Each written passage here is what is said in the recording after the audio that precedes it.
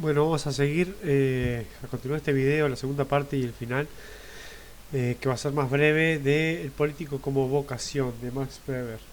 Acá estamos estudiando, bueno, el poder sobre el Estado, el crecimiento del Estado moderno y las capacidades que tiene el Estado burocrático para generar poder, dominación de unos hombres sobre otros hombres y liderazgos políticos.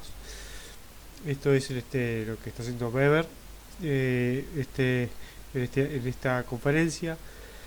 Y bueno, estábamos hablando ahí sobre las capacidades que tenía el político como profesión para hacerlo, ¿no? Para ser un político como profesión. Tiene que vivir de la política, ¿no? No para la política. El que vive para la política es el principio de la política y tiene sus causas y tiene sus orígenes y sus razones, pero luego el político tiene que vivir de la política. Pero antes de eso, hay algunas profesiones en las que se prestan mucho para vivir para la política, que es la profesión de abogado y la profesión de periodista. El periódico, dice Weber, el periodista y el periódico es, puede convertirse en un político profesional a sueldo, ¿no? El periodista, cuando eso se convierte en un periodista militante. O indirectamente o sin ser directamente militante, se convierte también en un periódico de una formación política, ¿no? Eh, entonces el político profesional se convierte en el periodista se convierte en un político profesional a sueldo y además administra un periódico que es una organización política continua. Funciona a lo largo del tiempo, uno activamente participa y hace influencia en política y en la política del Estado y en el gobierno desde el periódico, ¿no? Tanto si tenés el poder como si no lo tenés y a lo largo del tiempo, durante este eh, eh, mientras estás trabajando, estás cobrando un salario y te estás dedicando a eso, estás a su vez haciendo política. Entonces por eso el político es fundamental para formar un partido, para lograr un político profesional, ¿no? Aparte, bueno, el periodista suele formar parte de un partido político que tiene un periódico. Ese periódico luego puede designarlo a un periodista a cargo. eh, y los periódicos siempre tienen una sección muy política, bastante partidaria y otra que no, según el enfoque del periódico, ¿no? Un periódico hasta el que podemos decir neutral, abierto, bueno, tiene partes en las que hace militancia política. Y a su vez hay periodistas ahí que ya están comprometidos políticamente, aunque el periódico sea lo que se puede decir neutral, de alguna manera, si es que existe algo así. Pero, entre comillas, neutral, tiene partes de militancia. O si no, bueno, puede ser un periódico completamente dedicado al partido, cosa que también sucede, o a una facción de un partido. Y cualquiera que lee el periódico sabe que ese es el periódico de tal facción. A su vez, bueno, ese periódico se financia eh, tanto por el público que lo compra como por aporte de los miembros. Entonces, bueno, luego, ¿qué dice Weber? Los partidos políticos crean oficinas centrales y para esto necesitan edificios y mantener edificios. Y en este caso ya empiezan a necesitar aportes de miembros. Y el aporte de los miembros voluntarios provienen del sector privado, pero si ya formas parte de la estructura burocrática o del personal administrativo, como hablábamos antes, es más fácil. Simplemente un líder carismático de un partido puede colocar a 10 personas en el Estado como funcionarios asalariados, pero que responden a su jefatura. Y de esos 10, bueno, todos pueden aportar al partido político, al periódico o a cualquier causa que tenga que ver con la maquinaria política, que es a lo que vamos a llegar ahora, que estudia Weber. Dice Weber, bueno, los partidos políticos se componen de parlamento, que son políticos, ¿no? Ese sería el jefe parlamentario del partido, más una maquinaria política que a su vez tiene otro jefe, que es el jefe del aparato.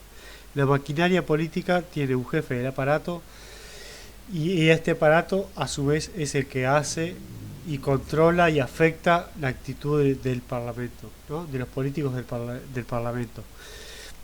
A su vez, bueno, el liderazgo parlamentario es muy difícil, es muy distinto al liderazgo del jefe del aparato. Pero un aparato es necesario construir para lograr tener parlamentarios. Por eso también los parlamentarios quedan luego condicionados también porque saben que la maquinaria política fue el que los puso allí. Eh, y bueno, luego dice Weber que esta maquinaria política tiene un jefe del aparato y que quien controla el aparato es el que se convierte en el líder del partido, que puede coincidir con los parlamentarios o no. Los parlamentarios pueden ser los políticos del partido, pero todavía no controlar el aparato, que es una cosa más compleja. Incluso el parlamento, los políticos del parlamento tienen un comportamiento más notable. Digamos, sería como un gobierno de los notables o el gobierno de personas destacadas, que es distinto a la jefatura que hay dentro del partido político en las bases sociales, sin acceso a ese gran honor que es formar parte del Parlamento, que es además un poder del Estado. Sucedería lo mismo cuando hay jueces afines a un partido político que no pueden ser nunca los que controlen la maquinaria política, porque son otro poder también del Estado. Así que quien controla el aparato del partido se convierte en líder del partido, dice Weber, y bueno, y luego este líder del partido debe recompensar a empresarios y funcionarios que apostaron por la victoria del jefe, que a su vez buscan recompensa. Todos los que apuestan por la victoria del jefe, aunque acepten acepta la autoridad de ese jefe, se someten a esa autoridad, pero a su vez a cambio de recompensas, ¿no? Hacemos apuestas a lo largo del tiempo, 2 años en los que yo te financio, te presto, te doy infraestructura, te ayudo todo lo que pueda, pero siempre busco una recompensa. Entonces, bueno, este aparato tiene siempre que recompensar a quienes le ofrecieron apoyo apoyo y lealtad para esa victoria, así que esto es un círculo en el que, bueno, hay que dar premios, hay que premiar a los que nos apoyaron, ¿no? Premiar o traicionar. Premiar, traicionar, o la otra opción es no obtener una victoria, y con eso decir, bueno, no obtuvimos una victoria, no hay recompensas, pero si hay una victoria tiene que haber recompensas y tiene que haber alguna manera de premios a estas personas que no son los líderes visibles del partido. Y dice Weber, concluye que entonces hay, como los partidos políticos se componen por el Parlamento más una maquinaria política, la maquinaria política a su vez crea líderes de las bases, ¿no? Nuevos líderes, que a su vez ponen en jaque a los que están en el Parlamento, porque pueden pasar a sustituirlos en el futuro. Bueno, esto genera dos formas estructurales de ejercicio del poder. Una que es el de los gobiernos de los notables, que es el Parlamento o el líder tradicional del partido. Y luego el gobierno del partido, que es el que surge con la democracia plebiscitaria, con el crecimiento de la democracia. Cuanto más democracia hay, más poder tienen los partidos, menos poder tiene el gobierno de los notables o el del liderazgo tradicional, y más poder tienen estos liderazgos emergentes y que entienden la política como vocación, que usan el liderazgo carismático a su favor y que actúan aparte el juego de jugar la política. Él pone un ejemplo que es el paso del gobierno de los notables al gobierno del partido, que es en Inglaterra, que funcionó el gobierno de los notables hasta 1868. Ese dato histórico, bueno, hay que estudiar por qué hubo ese cambio en Inglaterra en 1868. A partir de ese año, bueno, empezó a tener prevalencia el gobierno del partido, y con el gobierno del partido el de la democracia plebiscitaria y el de la maquinaria política y el aparato político. en sustitución de los gobiernos, de los sistemas de partido pasados, antiguos. Así que, bueno, como me quedó un poco largo el video anterior, lo vamos a hacer un resumen. Nada más, en la política como vocación lo publicó en 1919, que es un estudio de la política y del Estado y de los partidos políticos. Lo que se pregunta es cómo es posible la dominación y cómo es posible que unos hombres se dejen dominar por otros y por qué obedecen los hombres. Y luego menciona los tres tipos de autoridad o los tres tipos de legitimación de la dominación. O sea que estamos en una sociología de la dominación o en una sociología del poder.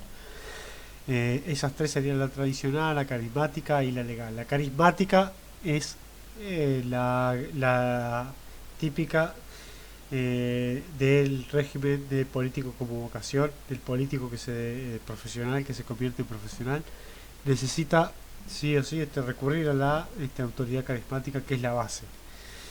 Luego de ahí puede surgir una autoridad legal o incluso también tradicional. Luego esto para responder a por qué obedecen los hombres, bueno, responde Weber: porque existe una dominación organizada y continuada en el tiempo, que contiene un personal administrativo que es el representante de la dominación política. Bueno, el personal administrativo tiene recompensas materiales, honor social, o sea, empieza a formar parte de esta burocracia.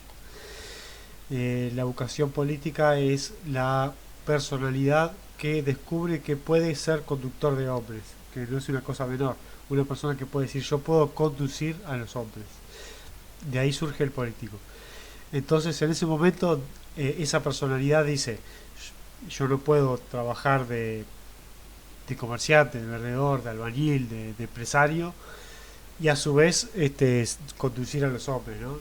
Tengo que dejar una cosa, la tengo que dejar. Entonces, para dedicarme a la vocación, dedicarme enteramente a la vocación política, debo formarme en un político profesional y aspirar a vivir de mi trabajo, que es a vivir de político, que es lo que ha sucedido desde que Weber estudió esto hasta la actualidad, vivir de político como una profesión, ¿no? Profesión de juez, maestro. Bueno, el político también tiene su profesión y tiene su aprendizaje, ¿no? Tiene su proceso de selección y su proceso de perfeccionamiento del dominio del arte de ser político. Así que, ¿cómo logran mantener su dominación los poderes políticamente dominantes? Pues porque hay una dominación organizada y que está representado o formado por un personal administrativo. Este personal administrativo puede poseer los medios de producción o estar separado de ellos. Lo que hace el Estado moderno es que el personal administrativo esté siempre separado de los medios administrativos. No es dueño de los medios administrativos, es dueño solamente una entelequia o una abstracción que es el Estado moderno. El Estado moderno es, a su vez, la característica, el sello que le da el característico es que es un Estado burocrático que controla los medios totales de la organización política. Así que el poder político no está en las iglesias o en los gobiernos anarquistas o en las colectividades barriales, sino está en el Estado, que vació de poder político a toda la sociedad civil. Y el Estado moderno se apropió de todo en las decisiones sobre el poder político. Luego teníamos, bueno, la política como vocación, de ahí surge el político profesional y los jefes de los partidos. Luego el periodista y acá volvemos, bueno, con lo que comenzábamos el video. Así que esto es lo que Weber sostiene, lo que Weber quiere comunicarnos en este ensayo, que es el político como vocación. Bueno, así que los dejo con esta segunda parte.